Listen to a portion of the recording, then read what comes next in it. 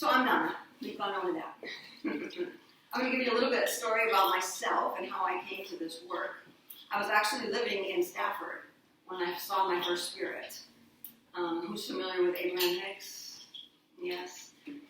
I had been doing yoga and meditation for almost 20 years, so I'm pretty sure I was primed for something, that I've been practicing something to get me to this point. And I was sitting in my bed in Stafford, and I was watching an Abraham Hicks video, one of my first ones. My mom and my brother had been saying, you have to watch this woman, and I just said I was too busy, I didn't want to do it, I didn't have the time to do it. So I finally sat down to do it, and I was in my bed watching, and a man appeared in my bed. Well-dressed, glasses, good-looking, older, and I said, great, just my type, all of those things, and unavailable. So he's a spirit, but he comes to me in full physical form. So I stop what I'm doing, I pause, and I look at him, and I say, who are you? And he says, click that link right there. And I said, yeah, but who are you? And he said, click that link right there. And I said, but who are you? And he said again, Donna, click the link right there. So I clicked it on the screen that I was watching, and it took me to a picture of Jerry and Esther Hicks. And it was Jerry Hicks. And I had not known him prior. Not known him, not known her until I watched that video. So there's Jerry Hicks sitting in my bed, and he disappears. I turn around and go, hey, that's you. And he's gone. But he answered my question, didn't he? But I didn't want it. I wanted it from him. Now, he's never appeared like that to me ever again. But he had to get my attention because I'm the one that would probably say, I don't believe what I'm seeing. I don't believe what I'm hearing. I needed to see it clear. So it all started from that. And then I thought I was, the C word. Just, why is this happening to me? So it took me a few months before I could get into a reading with a reputable medium up in Alexandria called, I remember it, he's down in Florida now. And I sit down with him, and the first thing he says, he's writing something, and he says, yes, I hear you, there's a Jerry here. And I just went, my shoulders collapsed, and I just said, thank God. Okay, so I'm not the only one that sees and hears this guy. So that's how it started, and then I just put the pedal to the metal, and I did my work 24/7 for almost 2 years here. I worked kind of a full-time, part-time job, and I had a lot of flexibility. I had a lot of coincidences with Spirit where I asked, hey, I need a job. If you want me to do this work, I need something to make some money. And they said, what do you want? And I said, I'll take just 2 days a week, $10 an hour. That's all I want to do. So I walked into the local car wash on 610, the 610 car wash, love them. And on the counter was a big sign that said 2 days a week, cashier, $10 an hour. So I said, can I apply for this? And she's like, sure. I gave her my resume. I think I sent it via email. She called me up immediately, and she said, Donna, I didn't talk to anybody yet. You're really overqualified. And I said, I don't want to be qualified anymore. I just want to do this. I had my own business for over 20 years, and I had a couple businesses. One of them was kind of like this place, a lot of health and healing, too. So I came in to see the manager and his assistant manager, and they both said, we've looked through hundreds of applications. Will you please work for us? I said, yes, this is what I want to do. My first year there, I hated it. I went home crying every day. Just didn't like it. I didn't like the people. I didn't like who I worked with. So finally I just said, okay, I don't know, but I'm supposed to be here, obviously. So I started working it. I ended up staying there for 3 years. I figured out all my problems with the people that were working there. And I just, they didn't change. I changed. So then I moved to Seattle. And then I became a full-fledged, okay, I'm a medium now. But I did a lot of work. I went to Camp Chesterfield, which is similar to Lilydale in New York. This one's in Indiana. I did seminary weeks there. I ended up having a one-on-one teacher who was a fabulous medium there. She really pushed me because she figured I was ready. And things were just flying out of my mouth, and I said, I have no idea where this is coming from. So my practice as a medium has evolved over the last 5 years. Started doing it kind of reading one way, and then I just kept evolving as Spirit. I never said, this is the only way I want to do it. I never said that. I said, whatever you need me to do, I'm going to do. So this actual event came about when I was sitting with Mary Fallon. I just remembered her name. Mary Fallon. She does tapping up north, Marion Neville. And she had a little event at her house. And this is before I said I was a medium. I put that in quotes because I don't like that word. Before I said it was a medium, and there's about 20 or so people around in a big room. And everybody got a piece of paper, and we all put our names on it. We folded it up and gave it to Mary, and she had a bowl filled with everybody's names. And then she would take one out, and she would put the number 1 on it. And she would say to everybody in the room, okay, now everybody think of the number 1 and write what's coming into your head. Just write it down on a piece of paper. So that's what I did. So my first one, like this, I was sitting with my 2 friends, Jack and Diane, who have since passed. I'm sitting with them, and my first one, I'm sitting there, and I'm hearing these words start in my head, and it was, as the hot air balloon rises above the mist in the morning. I'm like, what the hell is this? This person is not going to understand what this means, but I kept going, and I wrote it out. And then after we were done with everybody in the bowl, Mary would open up and say who it was for. And then we would all go around and read what number 1 was, right? Everybody following? So I read, as the hot air balloon rises, I don't know what else I said, like 5 or 7 sentences came out.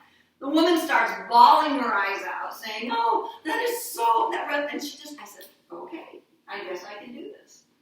So the rest of that night was fabulous. Then I became a medium, and I don't really know how this started, but all of a sudden it started. So here's what we're going to do. There are small pieces of paper on the table in front of you. Everybody has them, a few of them. And you're all just going to write your name. And I'm going to do mine too, since there's a small amount here, so I'm going to get a message from Spirit also. Just write your name. Don't let anybody else touch it. You can hold it. We're going to fold it. Just your first name is fine. I'll make sure I can read it. We're just going to fold it twice, so everybody's looks the same. And square like this. So I can't see. And just so you know, Spirit already knows what they're going to say for you, right? I mean, it's already there. This is just a trick. It's just a trick. Okay? So hold it for a minute if you want, close to your heart, and just kind of, You can have an intention of what you want Spirit to say, but what I say in my readings is what? Spirit's going to send you what you need to know, not necessarily what you want to know, but what you need to know right now. And then we're going to all put it in the bowl. I'll pass it around in a moment. I did this again at Vibrant Health Institute, which is where I worked for about a year as their general manager. I taught yoga. I did stuff like this. I gave classes based on living food and emotions and conscious listening and talking. And I did one for someone. I'm holding it in my hand. I take it out, I hold it in my hand, and I start writing. And one of the lines is, loving you to the moon and back isn't far enough anymore. And at the last moment, I wrote Dad. I opened it up, who it was for, it was my friend Aditi. I didn't know much about her, and I handed it to Aditi, and she read it, and she starts crying, and she says, my dad used to always say that. He used to always say, love you to the moon and back. So, what's going to happen once these all go in the bowl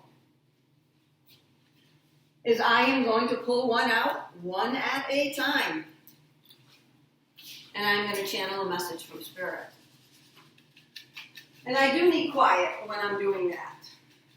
So I pick one at a time. I don't know who this is. I immediately start hearing words. It's going to be a full page, at least 4 or 5 sentences of this. Typically, I like to say it's from source. It's from the universe. Unless I hear at the end, like I did for her, Dad. Okay? It's happened a couple times. It doesn't happen often. But because it's a smaller group today, this is what I'm going to do in addition.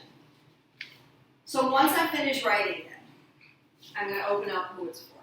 I'm going to say it's for Liz. I'm going to say Liz. And then at that point, you can either record it or start taking notes, whatever you want to do. Or what can happen is, because I want your full attention, maybe everybody else take notes for her. So let's see that everybody has a piece of paper to write on.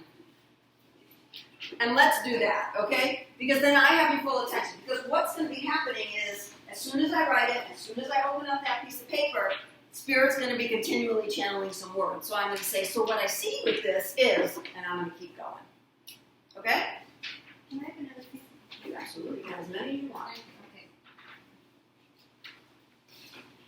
Okay. Sometimes I have to switch pens right away. Sometimes I write in Sharpie. Sometimes Spirit says, use a different color. One time I had like 5 or 6 colors out. And Spirit said, use the green one. I said, all right, I don't like green. Use the green one. Use the green one. When I opened it up, I handed it to her. She says, green's my favorite color. Spirit knows that. So there's always a reason. I don't hesitate. I give what I get. All right, questions about what I'm going to do. Questions about how you want to record. So if I'm talking to the person, that person's going to have my full attention, their full attention, and everybody else can write their name down and then write some notes. And then like his assignments, we'll cut it up or do whatever, okay?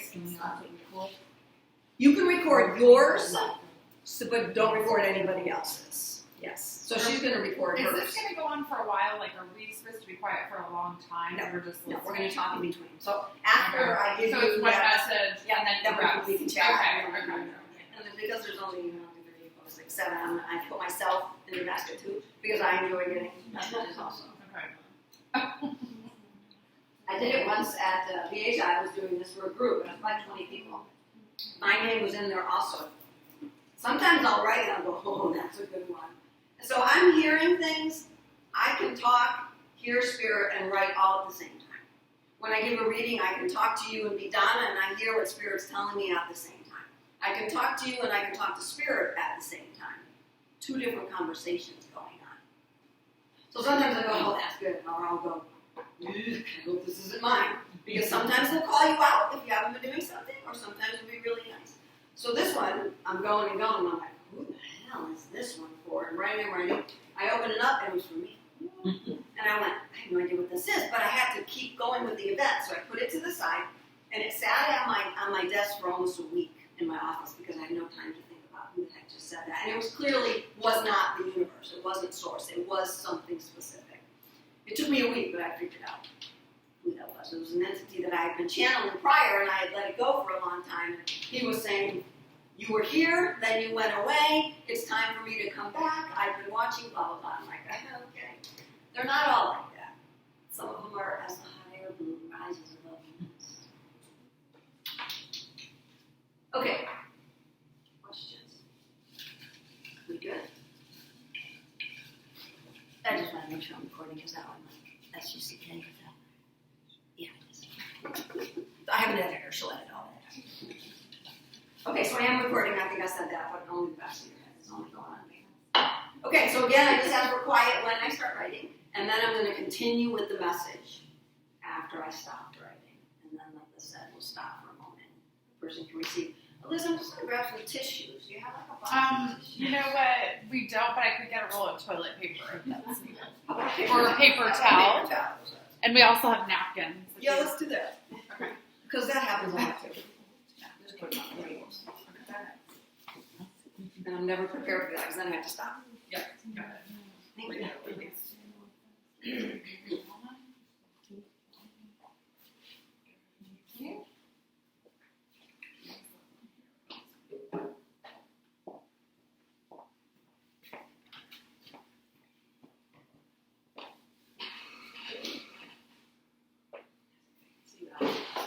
Okay, we're gonna go.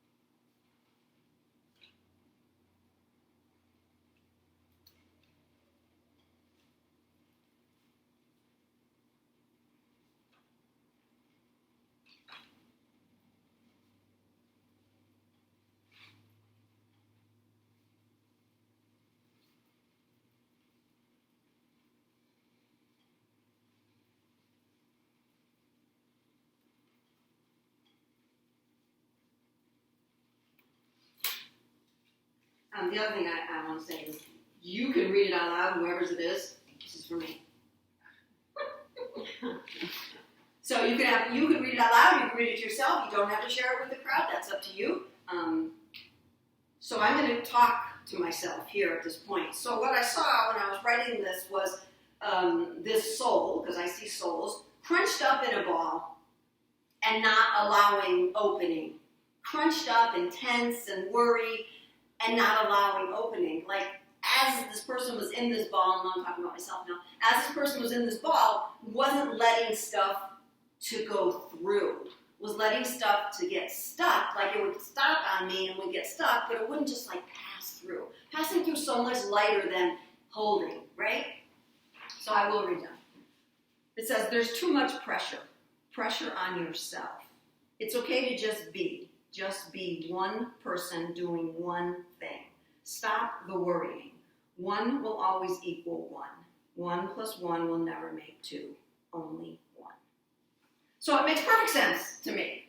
I have been under a lot of pressure that I've put on myself lately with traveling and not knowing where I'm going to live next and how these events are going to go and wanting these events to be popular. I do put too much pressure on myself, so this is a great message for me. Okay, perfect that they sent it to me first, because now the next person doesn't have to be first.